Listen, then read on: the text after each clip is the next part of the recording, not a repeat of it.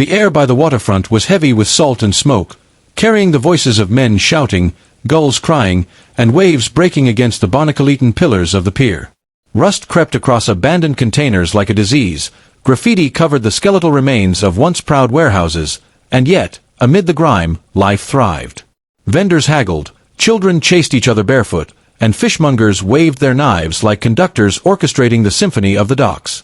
Through this chaos wheeled a rickety wooden cart, each squeal of its uneven wheels drowned out by the clamor. Behind it was Anya. Her laughter was like a bell, bright and unexpected in a place weighed down by decades of labor. Her hands, calloused yet delicate, lifted one of her handcrafted fishing lures into the light. The lure shimmered like a jewel, beads and painted feathers catching the weak sun. "Fresh off my cart," Anya called, her voice bold as if she were a queen addressing her court. "Lures that even the laziest fish can't resist. Hand-painted, blessed by my grandmother, and guaranteed to outwit your neighbors." A group of dockworkers paused, eyeing her wares. One man, scarred across the brow, picked up a lure shaped like a silver sardine. "You expect me to believe fish care about paint?" he asked gruffly. Anya leaned in with mock seriousness. "Of course not. The fish don't care, but the river spirits do. You insult their taste, and who knows, maybe they'll keep the fish away from your nets." The man chuckled despite himself, tossing a coin onto her cart. "That laugh," one of his companions muttered as they walked away, "worth more than the lure." Anya smiled, pocketing the coin, her eyes scanning the restless tide. She belonged here, in this chaos. But the docks were also her prison, a place that kept her dreams chained to the salt-crusted planks. Overhead, a drone camera might have caught her silhouette against the backdrop of decayed piers, her cart like a defiant flame in the gray sprawl. And just beyond her line of sight, an engine hummed quietly. A sleek black car idled on the edge of the docks, polished so perfectly it reflected the rusting cranes above it. Inside, a man watched. His face remained obscured in shadow, but his eyes followed Anya's every movement with a sharp intensity, as though he were cataloging not just what she did, but who she was. And when her laughter rang out again, the corners of his mouth twitched, almost, but not quite, into a smile. Elias Thorne sat perfectly still, hands resting lightly on the steering wheel. To any passerby, he looked like a stranger killing time. But his stillness was unnatural. Where the docks thrummed with ceaseless movement, he was a dark island of calm. He had been coming here for days, maybe weeks, always at odd hours, never drawing attention. Dressed in worn jeans and a faded jacket, he blended into the background, yet his aura betrayed him. His gaze was too sharp, his silence too deliberate. At last, he stepped out of the car, locking it with a muted beep. The vehicle, sleek and expensive, drew glances from the dockworkers, but Elias ignored them, walking with an ease that suggested he didn't care for their opinions. He slipped into the crowd until he stood near Anya's stall. She was bargaining with an old fisherman who complained loudly about her prices. "Too high, girl. I'd rather carve my own lures from driftwood." "Then by all means carve," Anya replied cheerfully, "but don't blame me when the driftwood catches nothing but more driftwood." The old man muttered, but bought two anyway. Elias stood a few steps away, his expression unreadable. He didn't reach for his wallet, didn't speak. He only watched, his dark eyes absorbing the cadence of her voice, the light in her smile, the way she pushed a stubborn strand of hair from her forehead. After a moment, Anya noticed him. "You," she said, pointing her paint-stained finger at him. "You've been here before. Twice. 3 times, I think." Elias blinked slowly, caught off guard. "Perhaps. Always watching. Never buying. What's the matter? Don't like fish?" Her tone was teasing, but there was curiosity beneath it. Elias tilted his head. "I like observing." Anya laughed. "Observing won't catch you dinner. Careful, silent man. Stand here long enough and I'll start charging you for staring." He didn't smile, but something in his eyes softened. Without a word, he stepped back into the crowd and disappeared, leaving Anya shaking her head. "Strangest customer I've ever not had," she muttered. But something about him lingered in her mind, like a shadow refusing to leave. The sky turned iron gray as a storm rolled in from the sea, waves hammering the dock pilings. Vendors scrambled to cover their goods, and the air was filled with the scent of rain and the threat of collapse. Anya's cart rattled dangerously as the wind tugged at it. She held onto the handle with both hands, shouting over the roar. "Hold steady, girl. Just a little longer." A particularly strong gust slammed against her, knocking the cart sideways.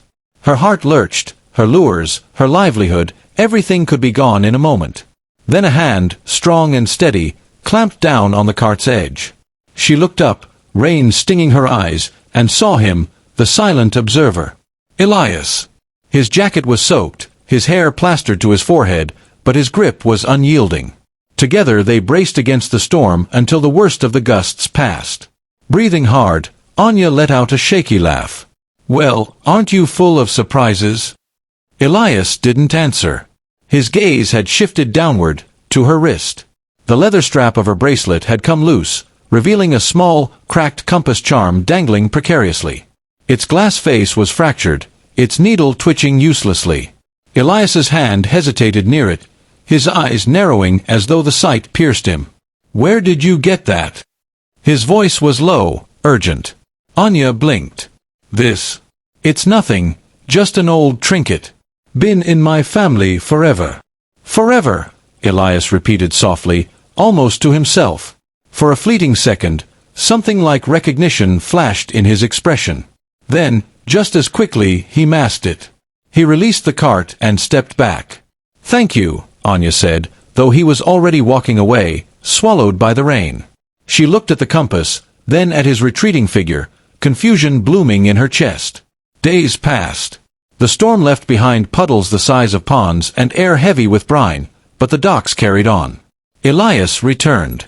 He always returned. He stood near Anya's cart again, silent as a statue. And though she wanted to demand answers, about the storm, the compass, his constant watching, something in his stillness stopped her. Instead, she poured him tea. "Here," she said, thrusting a chipped cup into his hands. "You look like you haven't thawed since that storm." Elias accepted it without protest, his fingers brushing hers for the briefest moment. The contact was electric, though neither acknowledged it. He sipped, his eyes meeting hers briefly, then lowering again. "You don't talk much, do you?" Anya said, leaning against her cart. "Most men at the docks can't shut up. But you, silent as the grave." "Words aren't always necessary," he murmured. Anya tilted her head, studying him. "Maybe. But sometimes silence says more than words." For the first time, Elias's lips curved, just slightly. It wasn't quite a smile, but it was close. From that day on, a rhythm formed. Anya would offer him fruit, bread, tea. He would accept with a nod, their eyes meeting in quiet acknowledgement. They didn't speak much, but the silence between them grew companionable, woven with something unspoken and fragile. The other vendors noticed. "That girl," one fishmonger whispered, "feeding stray dogs and stray men alike." But Anya didn't care. She had always followed her heart, and something about this silent man tugged at it. One evening, after the crowds had thinned and the sun bled orange across the water, Anya sat sketching new lure designs on the corner of her cart. Her fingers smudged with charcoal, she paused, her gaze drifting toward the distant lighthouse. Its tower was skeletal, windows shattered, its beacon long extinguished. To most, it was a ruin. To Anya, it was hope. "My grandfather used to say," she whispered, mostly to herself, "that the lighthouse kept not just ships safe, but souls. When its light was on, people believed the docks had a future." Beside her, a fellow vendor named Rosa stacked empty baskets. "Still dreaming of fixing that old thing, Anya?" "Dreaming, yes. Doing, no." Anya sighed, tapping her pencil against the paper. "Takes money I don't have. Maybe someday." She glanced up, and froze. Elias was there, half hidden in shadow, listening. His face remained unreadable, but his eyes, they softened. For a heartbeat, she saw a flicker of something deep inside him, interest, maybe even longing. When their gazes met, he looked away quickly, as if caught. But Anya couldn't shake the feeling that her words had touched something in him. And though she didn't know it, they had. Because Elias Thorne, billionaire heir, hidden in plain sight, had once stood in that same lighthouse as a boy, dreaming of a different life. and the echo of her dream now stirred the embers of his own. The community hall had not been this crowded in years.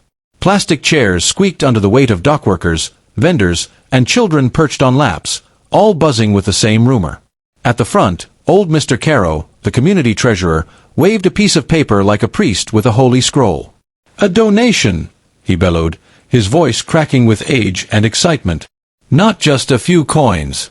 Not a few hundred. But $50,000. Gasps rippled through the crowd. Anya's heart thudded. "That'll fix the lighthouse," Rosa whispered beside her, eyes wide. "That'll fix everything." Anya's pulse quickened. 50,000. Who would? Anonymous. Caro interrupted, as though he'd heard her. Came through the Lighthouse Restoration Fund. No name attached. Voices exploded around the hall. Some guessed a local politician, eager for votes. Others muttered about shady benefactors with guilty consciences. Anya, however, felt something stranger. A tug. A connection she couldn't explain. Later, as the hall emptied and laughter spilled into the night air, she lingered by the doorway. And there he was. Elias. Standing at the edge of the crowd, his hood pulled up, his eyes shadowed. He wasn't celebrating, wasn't clapping backs like the others. He was simply watching. Anya crossed her arms. "You know, it's funny. Someone drops 50 grand out of nowhere, and here you are, skulking around like always." Elias's gaze flicked to her, then away. "Funny." "Yes." "Suspicious, even." She tilted her head. "You wouldn't know anything about it, would you?" His jaw tightened. For a moment, silence stretched between them. Then he said, softly, "Hope doesn't need a name." And before she could reply, he turned and vanished into the night. Anya stared after him, her chest tightening. Hope doesn't need a name. But Hope did need a face. And she was determined to find it. The next day was unusually quiet at the docks. A fog had rolled in, muffling sound, smearing edges. Anya sat at her cart, polishing lures, when Elias appeared again. He leaned casually against a piling, hands in his jacket pockets. "You really don't give up, do you?" Anya teased, though her eyes searched him for cracks. "Not when it matters," he said simply. She smirked, but the banter was cut short when his pocket buzzed. He pulled out a phone. Not the battered flip phone she'd seen him with before. No. This was sleek. Brand new. The kind of device no one on the docks could dream of affording. Anya's eyes narrowed. "That's not the phone you usually carry." For the first time, Elias looked rattled. His hand clenched, shoving the device back into his pocket too quickly. "You must be mistaken." "Mistaken?" she pressed, her voice low. "I don't forget details. That's not the phone of some drifter hanging around docks. That's—" "Drop it," he snapped. The words cracked like a whip. Anya stepped back, stung, but also intrigued. He turned sharply, striding away, but she saw it, the flicker of panic in his eyes. And her suspicions hardened. Elias wasn't who he seemed. Anya was no stranger to secrets. Life on the docks taught her how to read between silences, to survive on whispers. And Elias's silence screamed louder than most. That night, in her cramped room above a bait shop, she called in a favor. Her cousin, Leo, was a wiry tech genius who owed her more than a few debts. His laptop hummed as he leaned back in a broken chair, eyes glowing with mischief. "So you want me to trace a donation?" he said, fingers already flying over the keys. "Not just any donation," Anya replied. 50,000. Anonymous. Came through the Lighthouse Fund. Leo whistled. "That's a hell of a mystery man you've got." "He's not mine," Anya said quickly. Then softer, "Not yet." Leo smirked but didn't push. Code streamed across his screen, windows popping open and slamming shut. Minutes passed. Then hours. Anya paced, biting her lip. At last, Leo cursed under his breath. Damn clever. Whoever did this knew how to cover their tracks. Shell corporations. Offshore accounts. It's like chasing shadows. But Anya leaned forward. But Leo tapped the screen. All the trails lead back to one thing, a network tied to global shipping. Big money. Big power. Anya's mind raced. Shipping. The docks. Elias. She left Leo's place with more questions than answers. But one thing was clear, Elias wasn't some silent drifter. He was tied to something vast. Something hidden. And she was going to find out what. 3 days later, Anya followed a hunch. She rode a crowded bus into the city, her cart left behind, her hair tied up to blend into the sea of commuters.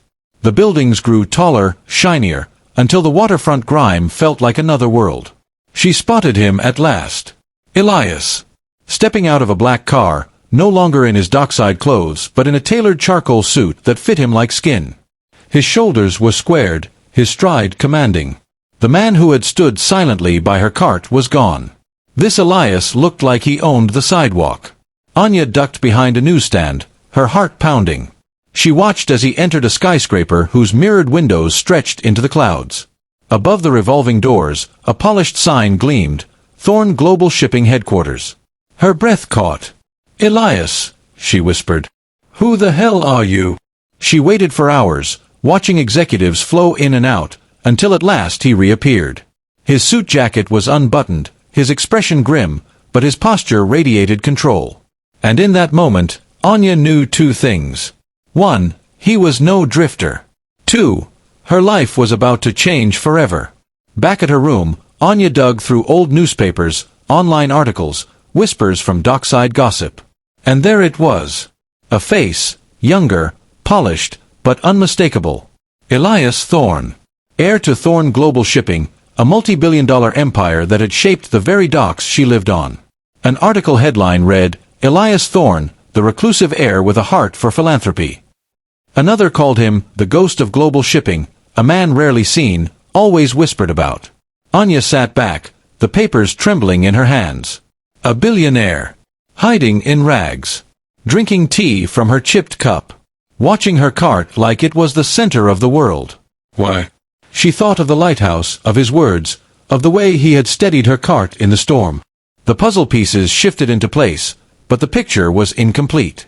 And then came the question that kept her awake long into the night. Was Elias Thorn here to save the docks, or to bury them? The night smelled of diesel and brine, the kind of damp that clung to bones. Anya sat on the steps outside her room, waiting. She had sent a note with Rose's youngest boy, scrawled hastily, "Meet me at the pier." No more hiding. She didn't know if he would come. But he did. Elias appeared out of the fog, his jacket collar turned up, his steps unhurried. His silhouette was steady, like a man walking toward something inevitable. "You wanted truth," he said, his voice low but carrying across the water. "I want answers," Anya shot back. "I know who you are. Elias Thorn. Billionaire. Heir to an empire that owns half these docks. You've been playing dress-up in rags, haunting my stall like a ghost. Why?" The silence stretched until the gulls screamed overhead. At last, Elias spoke. "Because I couldn't trust anyone else." Her brows furrowed. "Trust? What are you talking about?" He exhaled sharply, the mask slipping from his face. "These docks are bleeding, Anya. Smuggling rings. Money laundering. Human trafficking. All buried beneath the noise of honest trade. And the worst part? They're using my family's name, our shipping routes, our shell companies, to cover their crimes." Anya's mouth went dry. "You're saying Thorn Global is—" "Not willingly," he cut in. "But the rot runs deep. Executives. Politicians. People who profit in shadows. If I'd investigated openly, every move would have been watched. So I came here. Undercover. To see it myself." She stared at him, her heartbeat loud in her ears. "And me? Where do I fit into this game of yours?" "You don't," he said simply. "That's what made you dangerous. You didn't want anything from me. You just saw me. And he broke off, his jaw tightening. "You reminded me why I came back. Not for corporations. For people." Anya's throat tightened. For a moment, she glimpsed the weight he carried, the burden of legacy, the isolation. But trust was fragile, and she wasn't ready to hand it over. Not yet. The moonlight caught on the broken compass at Anya's wrist, its fractured glass glinting like an accusation. Elias's eyes fixed on it again. That compass. Where did you say it came from? Anya lifted her chin. My grandmother. She was a dockworker all her life. Said it brought hope during storms, even if it didn't point north. His expression softened in a way she had never seen before. Vulnerable. Almost reverent. My grandmother, he murmured, had one just like it. She wore it every day, even when her hands bled from hauling nets. She used to say, the sea doesn't always guide you home, but your heart will. Anya's breath caught. You knew her. Elias shook his head slowly. Not your grandmother, but women like her. The ones who built these docks, who raised children on salt and sweat while men like my father turned their backs. I recognized the compass because it was ours too, a symbol passed down. Yours and mine, though we walked different shores. For the first time, Anya saw him not as the silent observer, not as the billionaire heir, but as a boy who had grown up hearing the same waves, the same wisdom, carried through bloodlines. A strange warmth bloomed in her chest, mixing with fear, suspicion, and something dangerous, hope. They walked together that night, their footsteps echoing along the deserted pier. My father, Elias began, his voice rough, saw only numbers. Ships, cargo, profit margins. He built an empire and called it success. But he forgot, no, ignored, the people who made it possible. Dockworkers. Fishermen. Families like yours. Anya listened in silence, the tide lapping softly against the beams. I was sent to boarding schools, boardrooms, charity galas. But every time I looked out at the sea, I remembered the lighthouse. I remembered standing at its base as a boy, wishing I could belong to something simpler. Something real. He stopped, staring out at the black horizon. I came back because the empire my father built is rotting. And if I don't clean it, if I don't cut the rot out myself, it will destroy everything, including this community. Anya studied him. His profile was carved in grief and determination, his shoulders carrying the weight of more than billions. And what do you expect me to do? She asked finally. He turned to her, his gaze steady. Help me. You know the docks. You know the people. You can see what I can't. Her laugh was brittle. I'm just a girl with a cart and some painted feathers. No, Elias said firmly. You're the only one who hasn't lied to me. That's worth more than all the boardrooms in the world. The sincerity in his voice was a blade, cutting through her defenses. And in that moment, Anya realized the truth. Whether she liked it or not, their fates were entangled. By morning, the docks felt different. Anya still sold her lures, still bantered with fishermen, but beneath her laughter was a new current, secrecy. She and Elias met in hidden corners, away from prying eyes. He mapped out the shipping schedules, tracing routes tainted by illegal cargo.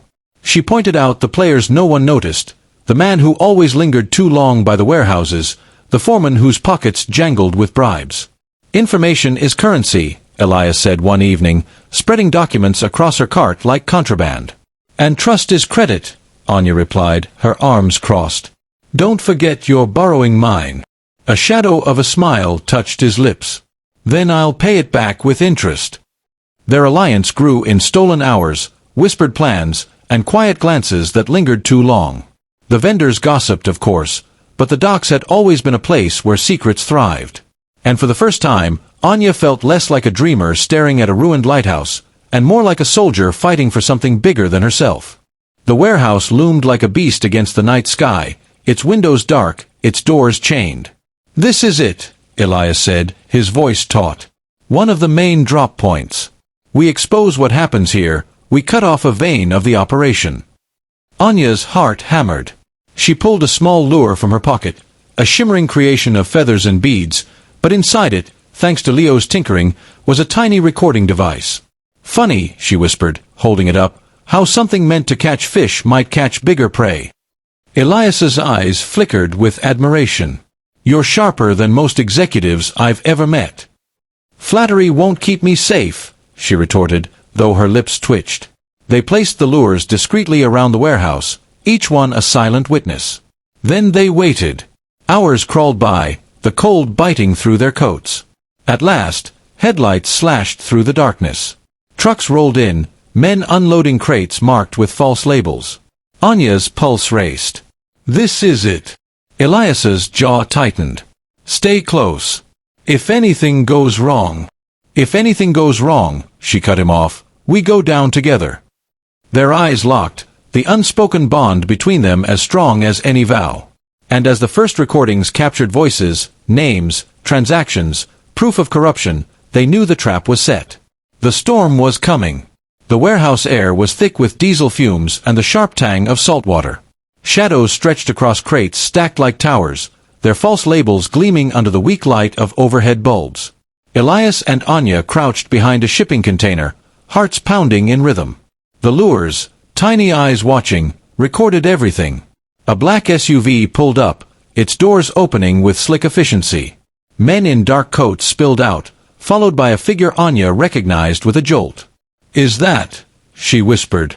Yes, Elias growled. Councilman Harrow, the dock's beloved patron. The man who had funded soup kitchens, spoken at festivals, promised renewal. His smile had charmed them all. But here, stripped of the stage lights, his face was cold, predatory. You've done well, Harrow said to the foreman, slapping a hand against a crate. Keep the shipments flowing. The dock rats won't know the difference. Anya's stomach twisted. Dock rats. That's what he called her people. Elias leaned closer. This is it. We have him. But as they watched, one of the guards stiffened. His eyes swept the shadows. Elias's hand tightened on Anya's arm. The guard's gaze landed on the faint glimmer of a lure, half hidden beneath a pallet. Sir, the guard barked. We're being watched. Panic sliced through the air. Guns were drawn. Lights flared across the warehouse. Run, Elias hissed. But Anya didn't. She stepped into the light, her chin high, her voice sharp as a blade. Councilman Harrow, your people deserve better than lies. The men laughed, but Elias emerged behind her, no longer hiding. His voice rang with steel. And they'll hear the truth. Every word of it. The room stilled. Harrow's eyes widened in recognition. Thorn. And just like that, masks shattered. The next moments blurred into chaos. Harrow barked orders. The guards surged forward. But before the clash could ignite, sirens wailed outside, slicing the night. Police lights splashed red and blue against the corrugated walls. The doors burst open, and officers stormed in, weapons drawn. Elias's traps had worked.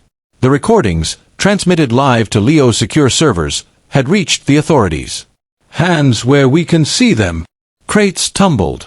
Men cursed. Harrow tried to flee but was slammed against a truck, handcuffs snapping around his wrists. This is a mistake, he roared, struggling.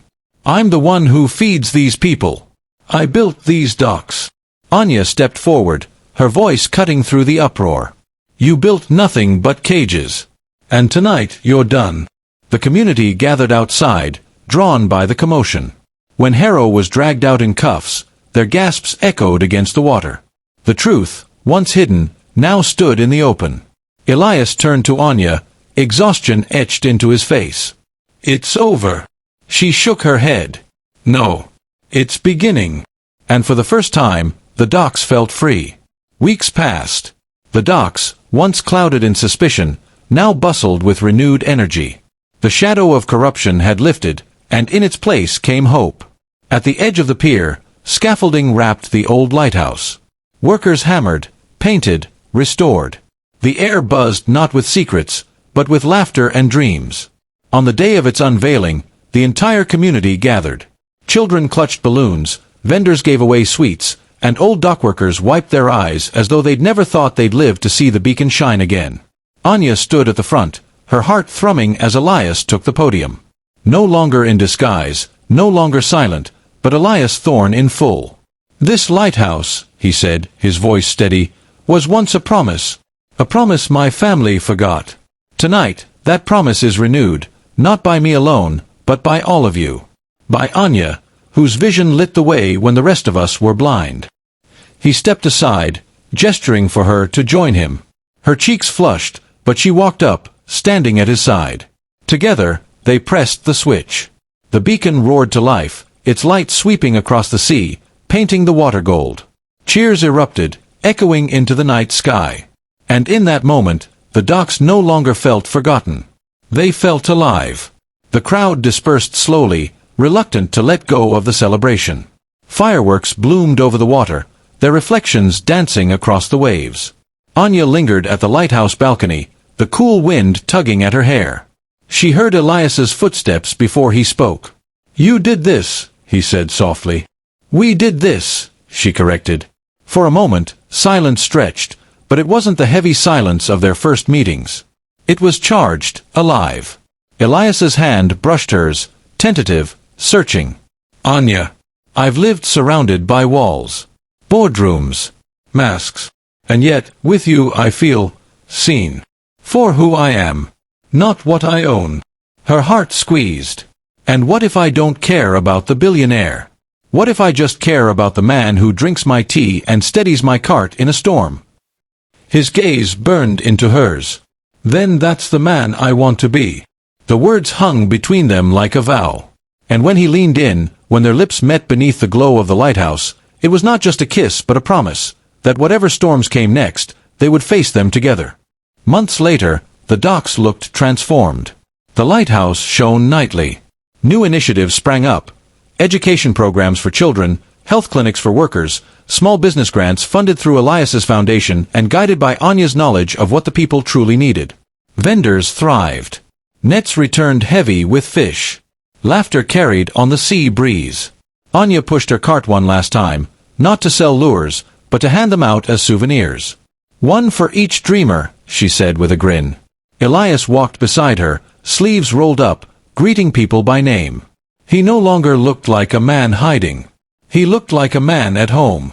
At sunset, they stood hand in hand on the pier. The water burned orange, gulls wheeled overhead, and the docks pulsed with life. "This," Elias murmured, "is wealth." Anya squeezed his hand. "No. This is love." The final shot was of them silhouetted against the glowing waterfront. Two souls, once from different worlds, now bound by resilience, trust, and a love strong enough to rebuild a forgotten shore. The tide whispered against the pilings, carrying the echoes of their story into forever. The end.